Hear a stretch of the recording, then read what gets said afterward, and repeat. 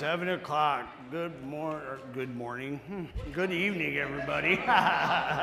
We're starting. You can tell where my brain's at. Welcome to Position of Neutrality and welcome to New Freedom. We start every meeting with a prayer, and I've asked Chris to do it tonight. Yeah. Good evening, New Freedom family. Good evening. Dear Heavenly Father God, I thank you so much, Lord, for every man, woman, child, and ministry that's represented in this building tonight, Lord God. I just pray for your presence to be in this room, that chains be broken, Lord God, that hearts be healed, Lord God, that you bless the ministry and the word being delivered by Brother Wayne tonight, that you prepare our hearts and our minds for what you're trying to speak to us this evening. I thank you and I praise you in Jesus' name. Amen. Amen. Awesome. Thank you, everybody. As you can see, Joe's not here. He warned you last week. You guys asked for it. So what we do here is we take a look at the suggested step or so a week directly out of this book. We use this book, why? Because the process described by the authors has been proven to work for addicts of the hopeless variety, addicts to alcohol and other substances. I'm going to probably talk a lot about meth tonight because that was what brought me to my knees. We're in step one tonight, so we are going to start in the foreword to the first edition. Am I missing anything? Did I get everything going? Did I get all the announcements made? All right, so we all know what we're doing? Good job. Huh? It's my show, that's right. The first paragraph in the foreword to the first edition. We of Alcoholics Anonymous are more than 100 men and women who have recovered from a seemingly hopeless state of mind and body. That's showing us who the first 100 were, who we are in the book, right? It always says, who's we? The first 100, right? But I love this here too. How many of you, when you picked up this book for the very first time, were pretty hopeless? Right? I see a lot of hands out there. This tells me that they were once hopeless too, seemingly hopeless though. So it gives me hope. I've got something to look forward to, right? And then they show us what the purpose of their book is. To show other alcoholics precisely how we have recovered is the main purpose of this book. Did we know that's what the purpose of the book was when we picked it up the first time? You're better than I did. I didn't know what the hell I was doing in an AA meeting. You know, I saw some steps on a wall. I didn't even know there was a book for a minute.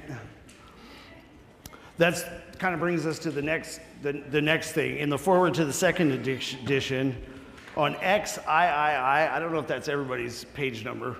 I've been having problems with page numbers, but about 3 paragraphs down, it says, it was now time the struggling groups thought to place their message and unique experience before the world. This determination bore fruit in the spring of 1939 by the publication of this volume. The membership had then reached about 100 men and women. The fledgling society, which had been nameless, now began to be called Alcoholics Anonymous from the title of its own book. So the book came first, and then the program came first, and the fellowship came right after that, and they began to be called after their book. Right, so we're just trying to make a differentiation between program and fellowship. And when I first came in, right, I saw the steps on the wall, and I didn't know that was any other program besides that.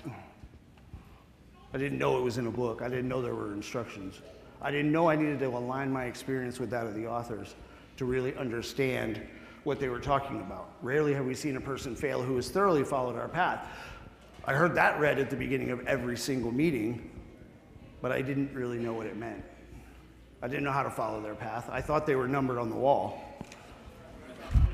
Right? All right. So then we're going to turn over here to the doctor's opinion for a second. Well, longer than that probably. So we of Alcoholics Anonymous believe that the reader will be interested in the medical estimate of the plan of recovery described in this book. Why is that important? Well, typically doctors know more than we do, right? But remember, at this time, alcoholism and addiction was not a medical condition. So these were men of science who should know what they're talking about, right? And they're getting ready to... The letter is from Dr. Siltworth, who was the foremost expert on people with our condition back then, right? 40 years before it was considered a disorder, before it was considered an illness.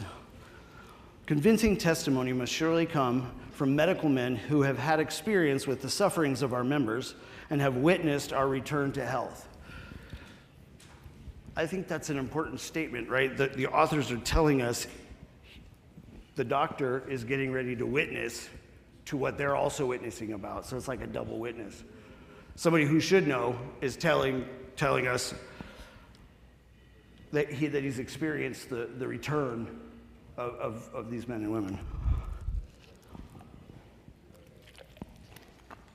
A well-known doctor, chief physician at a nationally prominent hospital specializing in alcoholic and drug addiction, gave Alcoholics Anonymous this letter. To whom it may concern, I have specialized in the treatment of alcoholism for many years. In late 1934, I had tended a patient who, though he had been a competent businessman of good earning capacity, was of an alcoholic type I had come to regard as hopeless. He's talking about Bill in this instance, right? He'd been in and out of recovery a couple of times. We're not going to read through Bill's story tonight. We're going to do a little bit different. In the course of his third treatment, he acquired certain ideas concerning a possible means of recovery. As part of his rehabilitation, he commenced to present his conception to other alcoholics, impressing upon them that they must do likewise with still others. So he's talking about the 12th step here, really, you know what I mean, carrying the message. This has become the basis of a rapidly growing fellowship of these men and their families. This men and over 100 others appear to have recovered. I personally know scores of cases who were of the type with whom other methods had failed completely. So he's just testifying to the fact that I know the depths that these people have gotten to, and I'm watching them recover.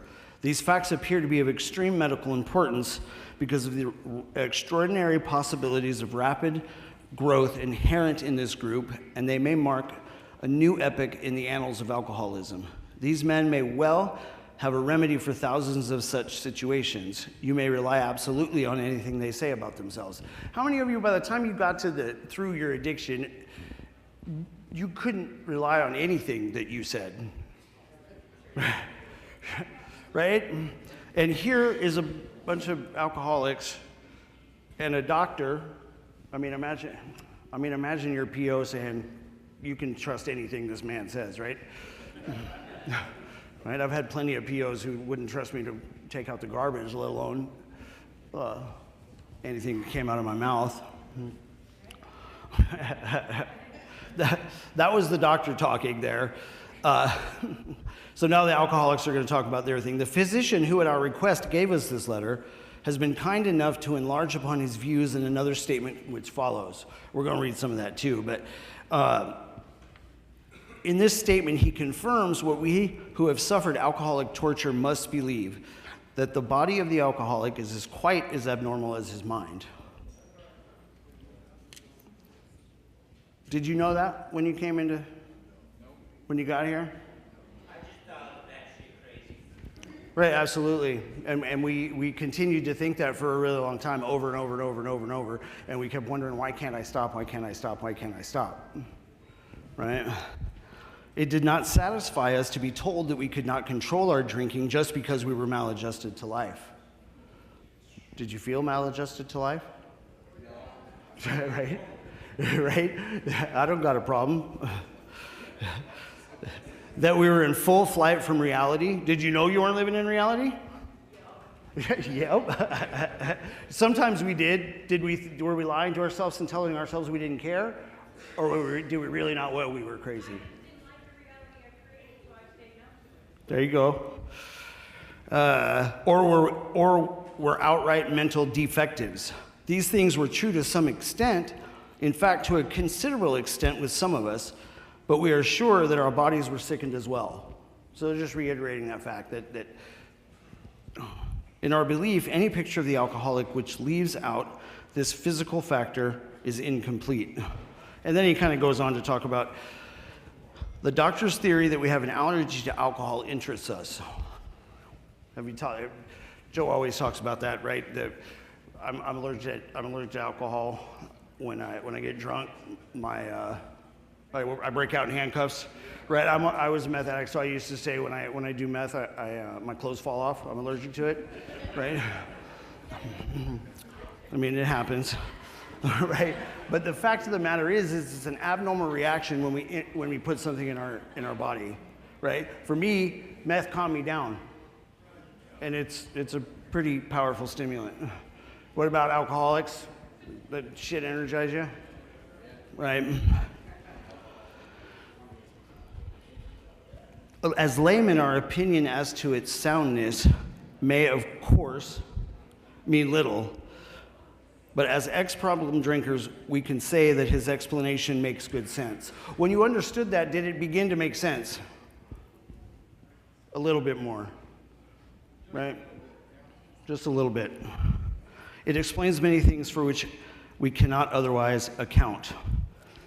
Though we work out our solution on the spiritual as well as the altruistic plane, we favor hospitalization for the alcoholic who's very jittery or befogged. I had to look this up, guys. Who knows what altruistic means or what they think it means? I thought it just meant doing good for somebody. It's a little bit deeper than that. Altruistic, showing a disinterested or selfless concern for the well-being of others. So later it tells us about being unaffected by what's going on, right? Being able to be in there. They're separating the two things. Altruism is something I'm doing out here, while the spiritual is what I'm keeping with God. Ooh, power. Go ahead, let's do it again when you're talking to God. Power! There we go.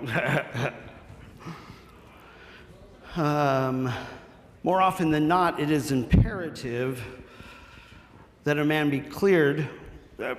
brain be cleared before he is approached, as he has a better than average. Oh my gosh, I cannot see. As he has then a better chance of understanding and accepting what we have to offer. How many of you could talk to somebody when you're loaded? Could you hear what they were saying? Because I know I didn't want to hear anything that you had to say while I was tweaking out the window watching the cops. Right? I couldn't hear you anything. Anyway, that was the only thing I was worried about. Right? We can't chase them, guys. Well, that's fair. It doesn't work out very good. Yeah. So let's go down to the bottom of the next page where it says, of course, an alcoholic ought to be freed from his physical craving for liquor. And this often requires a definite hospital procedure before psychological measures can be of maximum benefit. We're talking about detox, right? We believe, and so suggested a few years ago, that the action of alcohol on these chronic alcoholics is a manifestation of an allergy. So we talked about that again. That the phenomenon of craving is limited to this class and never occurs in the average temperate drinker. So it doesn't happen in other people, is what they're telling us. So why does it happen in us? We don't know yet. We're going to talk about that in a little bit. But these allergic types can never safely use alcohol in any form, and once having formed the habit, they found they cannot break it. How many of you kept trying over and over and over to break the habit? Right? How many different ways did you try to break the habit? Right? Right? Did you go from drinking to smoking pot to doing some meth to doing some drinking to doing some back and forth? I did that a million times, right? I went one time to the doctor and told him I was trying to kick methamphetamine, and he gave me some Valium. I just had a little Valium deficiency. I just thought that would work. He thought it would work too, and he's the doctor, he should know, right? Well, you know, that'll do it too. Once having lost their self-confidence, how many of you lost your self-confidence throughout it? Right? I was once confident. I remember sitting back and thinking, man, when I was a kid, I used to get on the phone, I would do all kinds of things. I had no fear in approaching people. But by the time I was very far into my addiction, I didn't even want to be around people. Their reliance upon things human. Were we trying to do it under our own power? Show of hands. Right?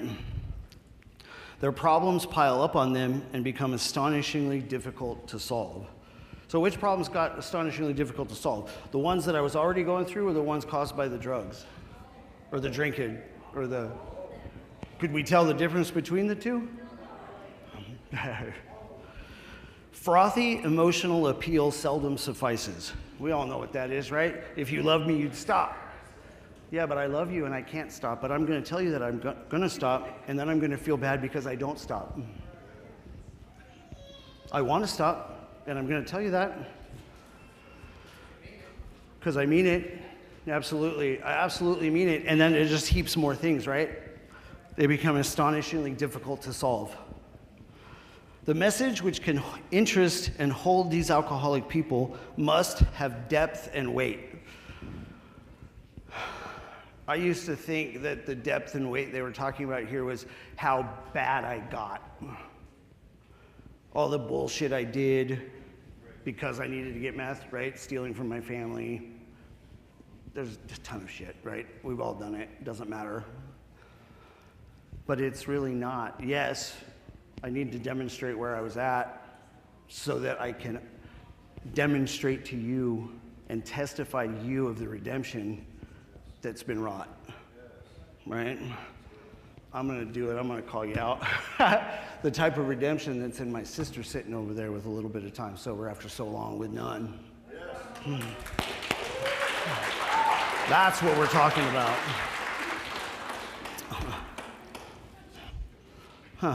In nearly all cases, their ideals must be grounded in a power greater than themselves if they are to recreate their lives.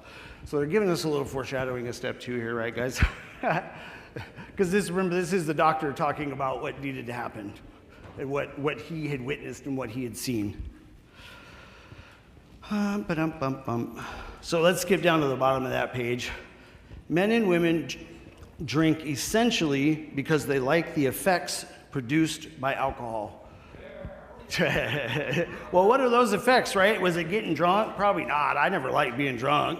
I didn't really like to come down off of meth. People that talk about, oh, I like the taste of meth. I never did, you know what I mean? But I did like,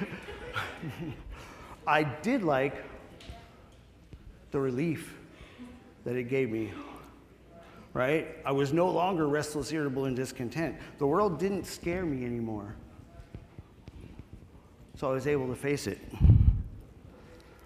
The sensation is so elusive that while they admit it is injurious, they cannot, after a time, differentiate the true from the false. For how many of you is that true? Differentiating the true from the false.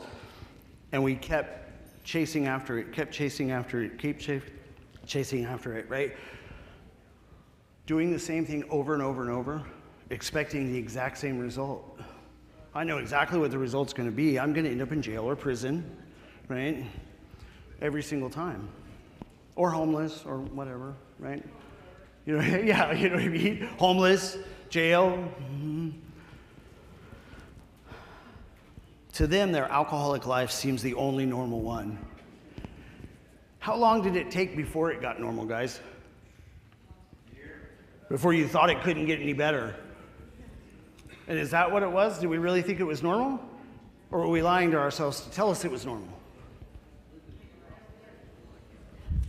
But we can't tell the difference. We can't tell the true from the false. Remember? We're delusional and we don't know it. Well, obviously, that's the nature of delusion. The nature of delusion is I lie to myself and I don't know it. They are restless, irritable, and discontented unless they can again experience a sense of ease and comfort which comes at once by taking a few drinks. Drinks which they see others taking with impunity. I mean, I don't know if I ever saw anybody like use meth like a gentleman. You know what I mean? But as a meth addict, I would see people drink, right? I would see people drink and I would think I can drink like they can. But I tried time and time again to drink like other people did, but I would go to the dope house after that and get a pack of 10 pack of rigs on the way home, right? Because that's what happens when I drink alcohol.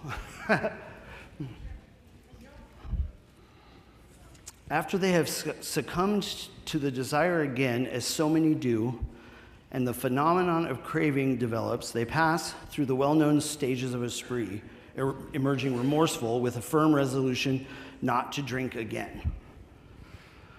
How many times we do that? Right? I'm not going to drink. I'm not going to do any more meth. I'm playing the weekend warrior. Right? Over and over and over. How many years did you do it for? I did it for about 15. And mine, like I said, in and out of prison, in and out of jail. This is repeated over and over, and unless this person can experience an entire psychic change, there's very little hope of his recovery. Do we know what a psychic change is?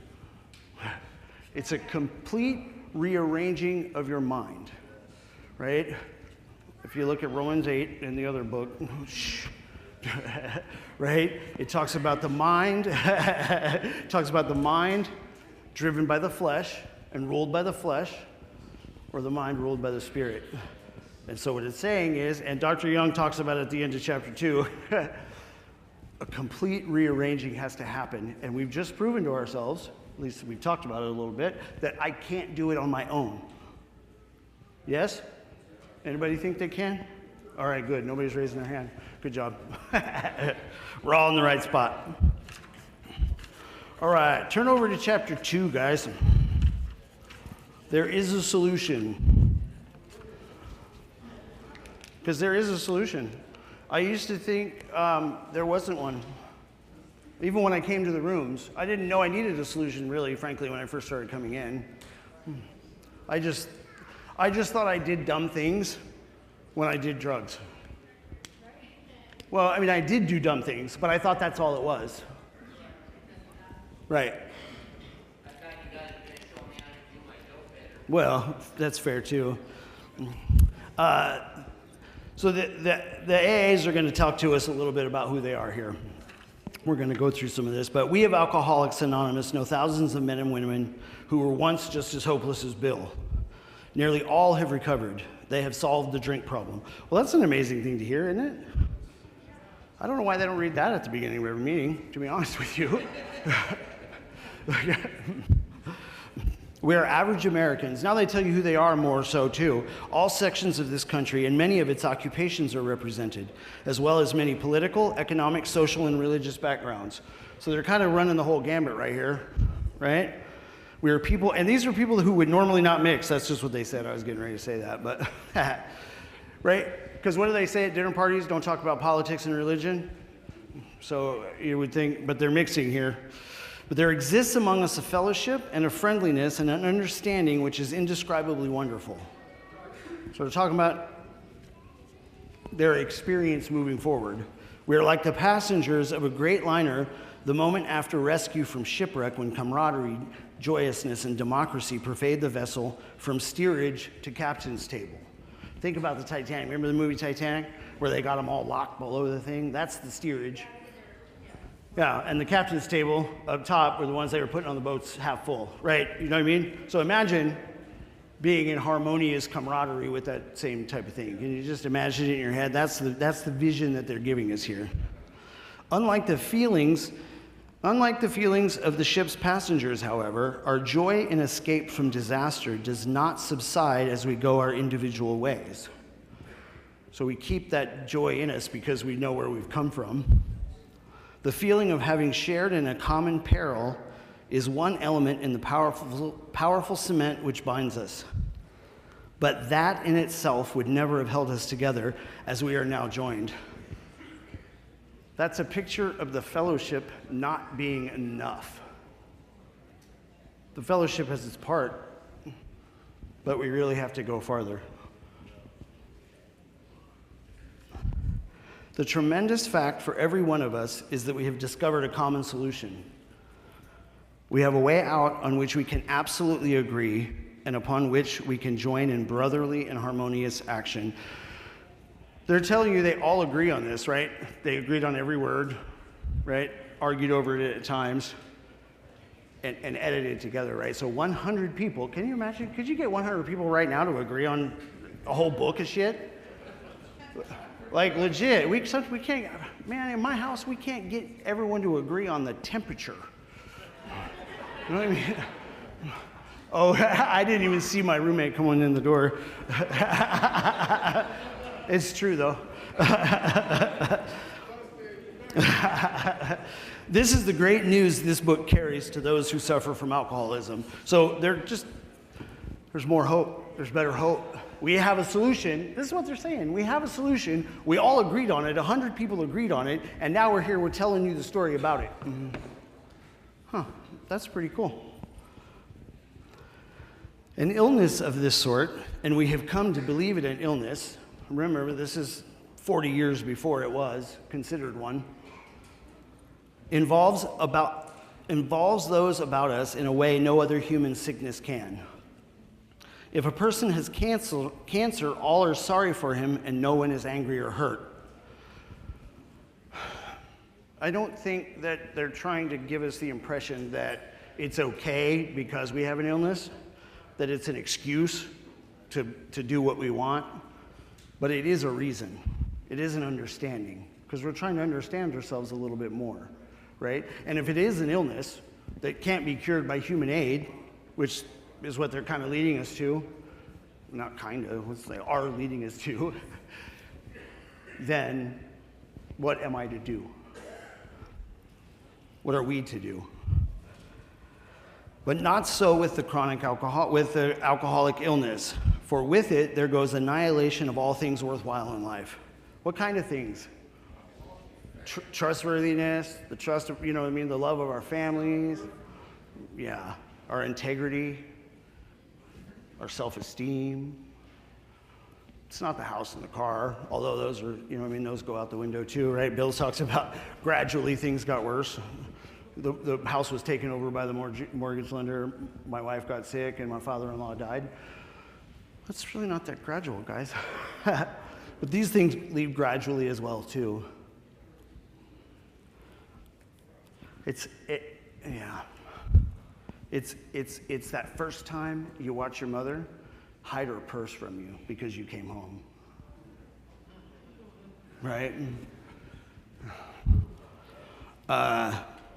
It engulfs all whose lives touch the sufferers. How true is that? Did we know that too when we came in? How much destruction it was putting into the lives of other people? Because we were so selfish and so self-centered, especially then. I know I was. I didn't even consider that it would affect anyone else. It brings misunderstanding, fierce resentment, financial insecurity, disgusted friends and employers, warped lives of blameless children, sad wives and parents. Anyone can increase the list.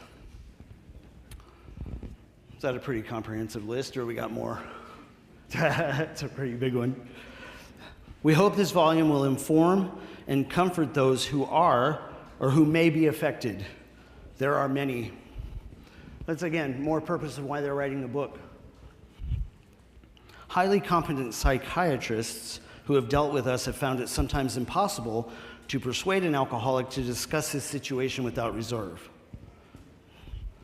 Strangely enough, wives, parents, and intimate friends usually find us even more unapproachable than do the psychiatrist and the doctor. Why do we treat those we love harsher? There's emotion in it. Yeah, for whatever reason, it's comfortable. We don't think they're going to go anywhere until they do, until they stop taking the phone calls. And we also get embarrassed, too. I know I relapsed one time. I'd had 2 or 3 years sober, and I'd relapsed, and when I did it, I didn't call my mother for 4 weeks, which, is not necessarily good.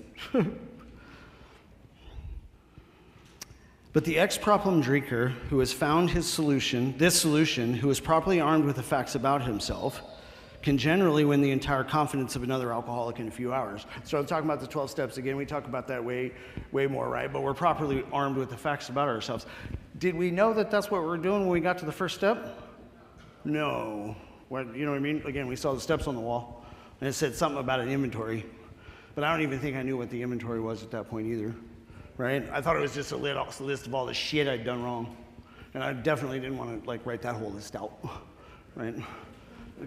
Cops hadn't found out about all of it, right? Until such an understanding is reached, little or nothing can be accomplished. That the man who is making the approach has had the same difficulty, that he obviously knows what he is talking about, that his whole deportment shouts at the new prospect that he is a man with a real answer, that he has no attitude of holier than thou, nothing whatever except the sincere desire to be helpful, that there are no fees to pay, no axes to grind, no people to please, no lectures to be endured. These are the conditions which we have found most effective. There's a whole lot right there, and I couldn't figure out how to not read it. Right, but when we're approaching people, why does it work better? We do it here at New Freedom all the time, right? So we've got people at the front saying, welcome home. Why can you hear it from them better than somebody else who's never been to prison before? Because you've been there. You know exactly what I'm feeling. The minute that I stepped off the yard, right, you know everything that happened, or pretty much all of the things that went through my head in those moments. And so it's the same way right here too. You know exactly what I've been through. You know exactly what I'm right. And you don't want me to pay for it? That's cool, right? Run that. No lectures to endure? Because how much do we like lectures? Not a whole lot, especially when we're right here. I've had enough lectures. With my last sentence, I stood in front of the judge, and she said to me, Mr. Giles, you have forfeited the right to live in society. Yeah, I said, holy shit, is she talking about me? What? I'm looking around. I couldn't hear that at that moment. It felt like a hell of a lecture, right? After such an approach, many take up their beds and walk again. Does that remind you guys of any other story from a different book? Right. The man at the pool at Bethesda, and the Savior walks up to him and says, do you want to get well? But Lord, there's no one to take me into the pool. Pick up your bed and walk.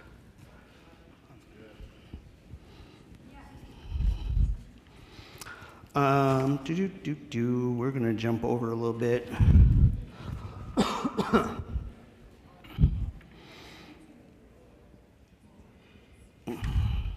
The top of page 20.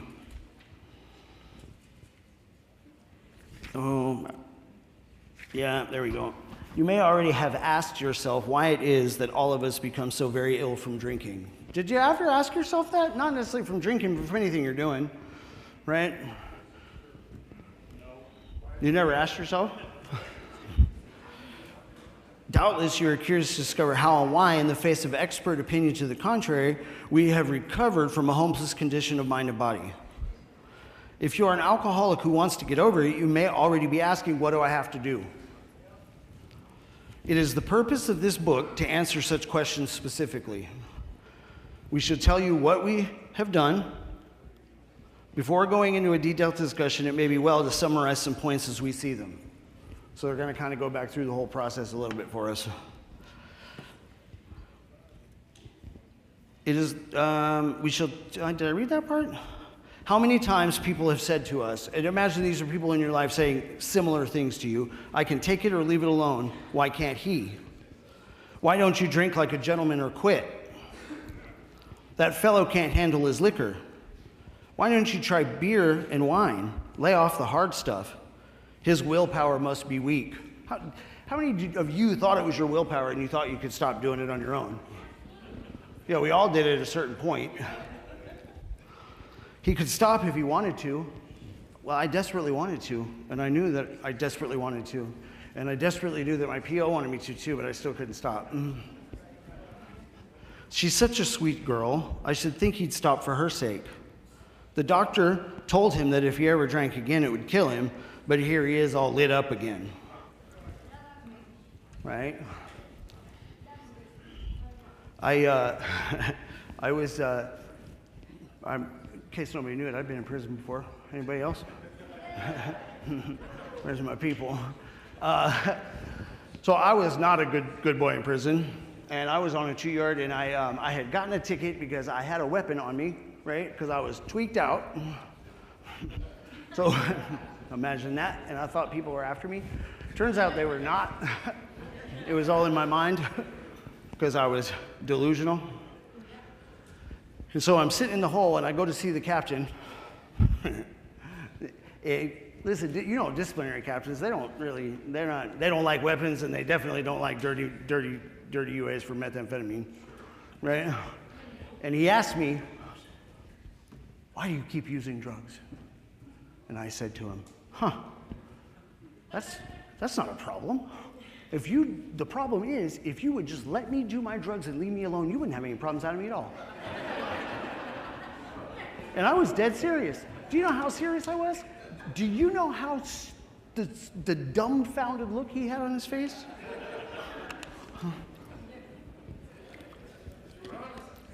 Well, that's about the most honest I was with him, but yeah. Now, these are commonplace observations on drinkers which we hear all the time. Back of them is a world of ignorance and misunderstanding. So obviously he didn't understand addiction. But how many of us, until we've been doing this a while, or even trying to embark upon this manner of living, even understand alcoholics and addicts? And sometimes do we all the time?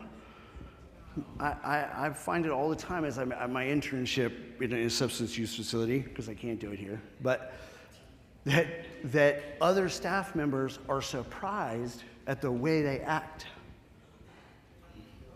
You study this. Why do you not understand?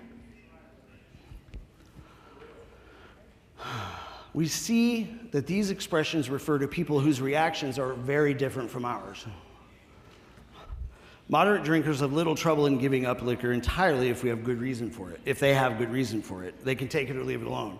So Joe always says we're going to diagnose ourselves. So if anybody in the room meets that description, raise your hand.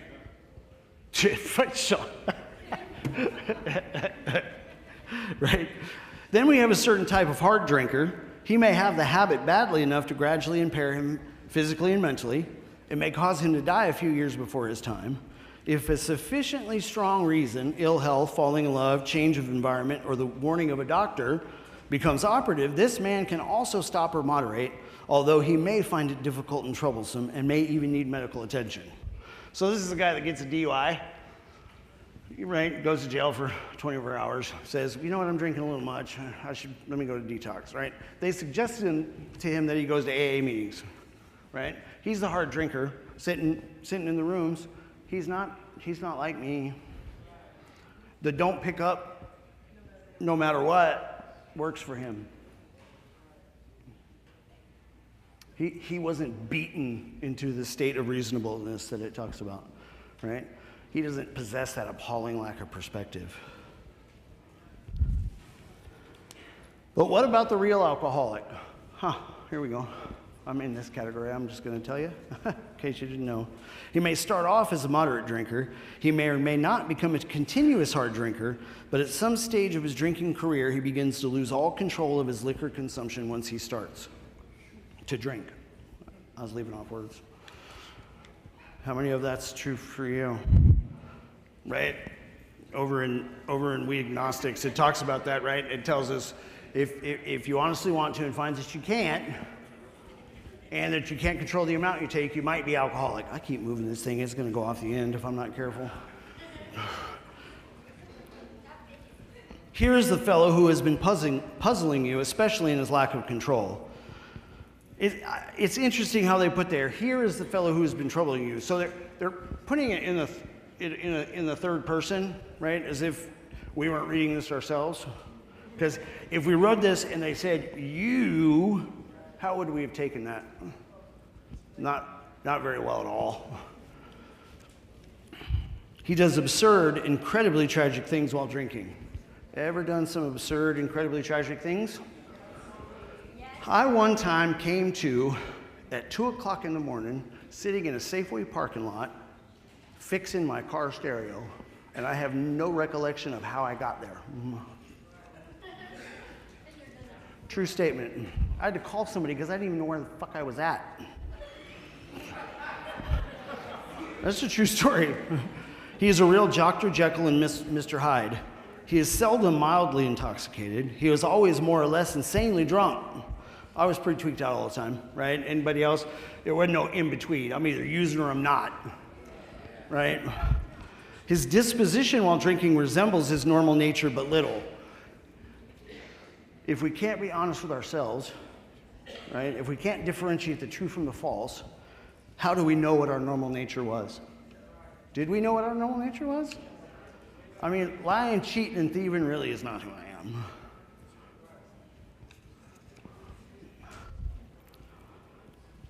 He may be one of the finest fellows in the world, yet let him drink for a day and he frequently becomes disgustingly and even dangerously antisocial.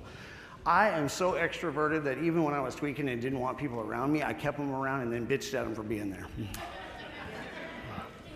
Anybody else? He has a positive genius for getting tight at exactly the wrong moment, particularly when some important decision must be made or engagement kept.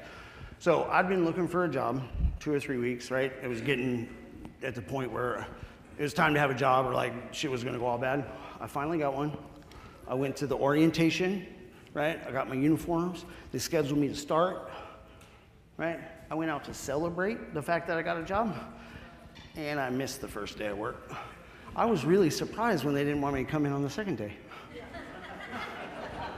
Anybody else know what I'm talking about?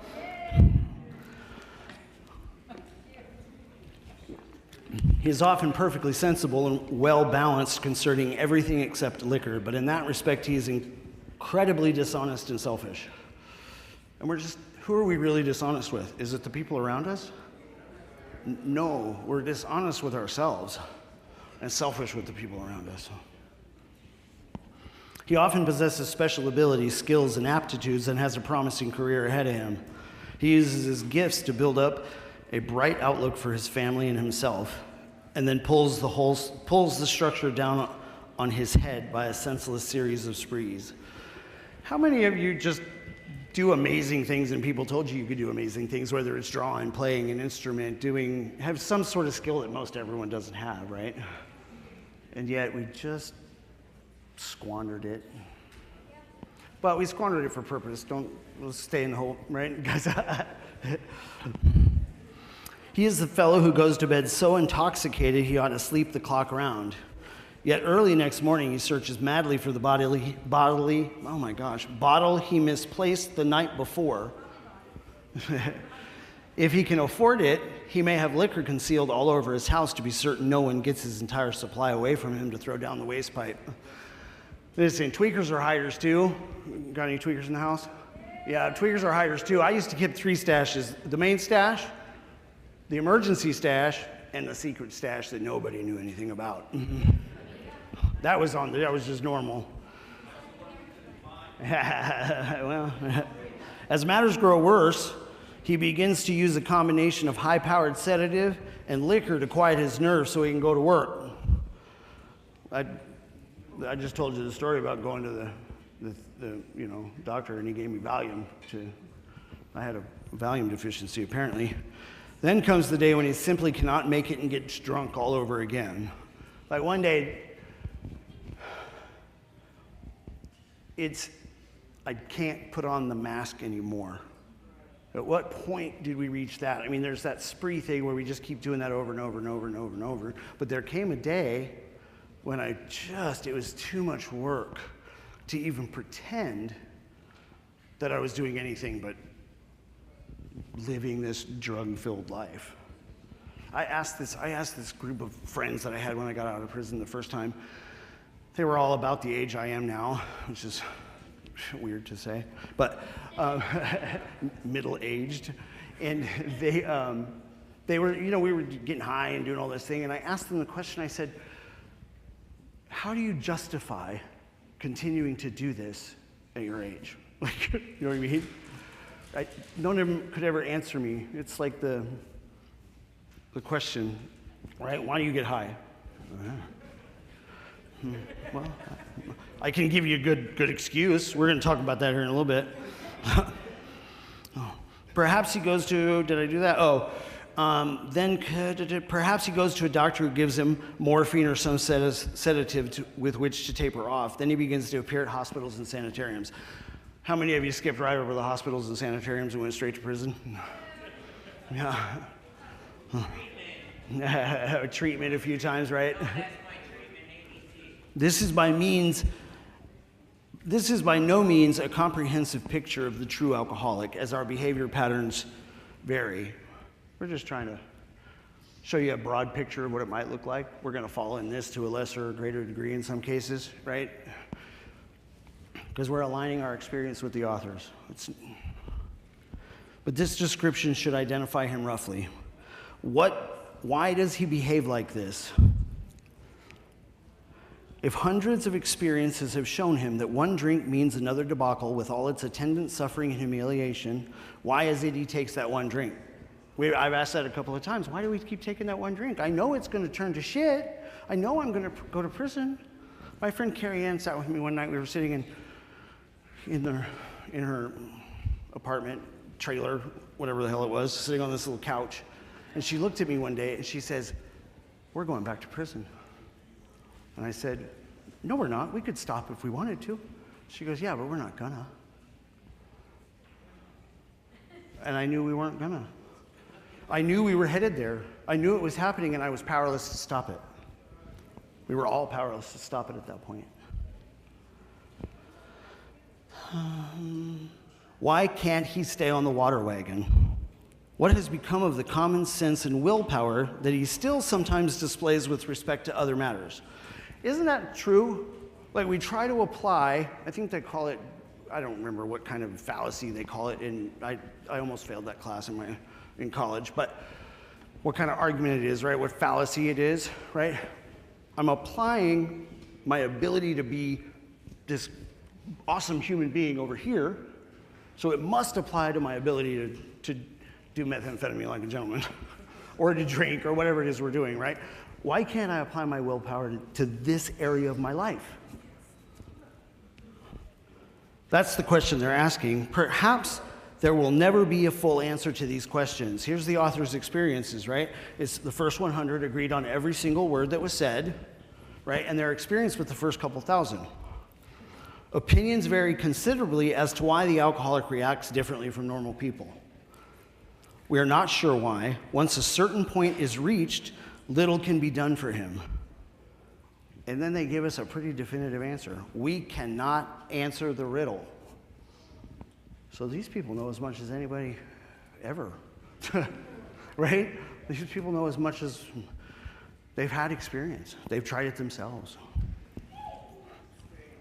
right? We cannot answer the riddle. Why do we keep trying? They were talking at my other job today about, whoa, I saw in this new research, and they're talking about the gene that turns on and does this, and I was just like, I don't think that's going to tell you the answer. I couldn't even pay attention to it. We know that while the alcoholic keeps away from drink, as he may do for months or years, this was not me. I used up until the day after, the day before I got out of prison, right? Using dope, obviously, because I went to see the captain a few times, right? But how many of you stayed sober in prison, got out and thought you were going to stay sober and then relapsed? Right? He reacts much like other men, as long as he doesn't take any more. We're equally positive that once he takes any alcohol, whatever, into his system, something happens, both in the bodily and mental sense, which makes it virtually impossible for him to stop. The experience of any alcoholic will abundantly confirm this. Experience shows. These observations would be academic and pointless if our friend never took the first drink. Well, no duh, right? Thereby setting the terrible cycle in motion. Therefore, the main problem of the alcoholic centers in the mind rather than the body. Well, we just talked about what we need is a psychic change. And how do we get to psychic change? We can't do it with human aid. Correct? I'm getting a little in step 2. I don't want to give anything away. If you ask him why he started on that last bender, the chances are he will offer you any one of 100 alibis. Anybody have a bunch of alibis? You know what I mean? Excuses. P.O. ask you, why'd you get high? Oh, I lost my job. The old lady left me. Whatever, right? Sometimes these excuses have a certain plausibility, but none of them really make sense in the light of the havoc an alcoholic's drinking bout causes. So the excuses seem pretty weak, ridiculous at times, right? They sound like the philosophy of a man who, having a headache, beats himself on the head with a hammer so he can't feel the ache. That would be kind of stupid, wouldn't it? They are that absurd at times. If you draw this fallacious reasoning to the attention of an alcoholic, he will laugh it off or become irritated and refuse to talk. So how many of you would become irritated and just walk away, slam the door, cause an argument, right? Something like that. How many of you would make a joke out of it? How many of you did both, depending on what the situation called for, right? Because we do it what suits us in the moment. Once in a while, he may tell the truth. Well, that's interesting. Did anybody tell the truth? Sometimes I would. That's what I did with the doctor who gave me the Valium. Look where that got me. And the truth, strange to say, is usually that he has no more idea why he took that first drink than you have. Did you realize that? When did you realize that? That you really don't have any idea. Right? I couldn't have told that captain. Why I kept doing meth. I mean, I could say, well, I'm locked up. Like, what else am I going to do? Like, fuck it. Right? You know what I mean? I could come with all kinds of shit. And I'm sure I said all kinds of fucking shit to other captains that they'd scratch in their head walking away. But in their hearts, they really do not know why they do it. Did we suspect? Even in the middle of it, when we're offering these excuses, do we suspect that maybe we really didn't know why? Or are we still in delusion? Maybe a little both. Once this malady has a real hold, they are a baffled lot. There is the obsession. Did I miss a sentence? There is the obsession that somehow, someday, they will beat the game. But they often suspect they are down for the count. Did we keep trying to beat the game? I kept trying to figure out. My friend Carrie Ann always says she was looking for the right combination, so she wasn't coming or going. She just was floating right through the day, uppers and downers. Wasn't that what we were trying to? That's kind of what I was trying to do. I was just trying to do it with one though. I was trying to up and down. Yeah, I'm an upper all the way. I love it. How true this is, few realize. In a vague way, their family and friends sense that these drinkers are abnormal. But everybody hopefully awaits the day when the sufferer will rouse himself from his lethargy and assert his willpower. How much harder does that make it too when our families and friends kept saying, employers, oh, you just have to, just put it down, just don't do it anymore. Because it didn't work, and we're thinking we didn't work, so we just give them another one of these 100 excuses. The tragic truth is that if the man be a real alcoholic, the happy day may not arrive. He has lost control. At a certain point in the drinking of every alcoholic, he passes into a state where the most powerful desire to stop drinking is of absolutely no avail. Huh, damn it. That's a pretty defeating statement, but it's true. That's where we know it, and how many have come to realize that? Yeah. The tragic situation has already arrived in practically every case long before it is suspected. Because usually we're the last to know, right? When we admit it to ourselves, everyone knew it long before we did. Right? But also, too, there came a point when I said, oh, I have a problem, right? I need to stop. Even when I said that, which was pretty quickly into my addiction, the point where I could control it was long gone. That's what the authors are talking about right here, right? By the time I think it in my broke brain, I'm hopeless. The fact is that most alcoholics, for reasons yet obscure, have lost the power of choice in drink. I don't know that we ever have a choice anyway. The chosen don't choose. and we've been chosen for some purpose.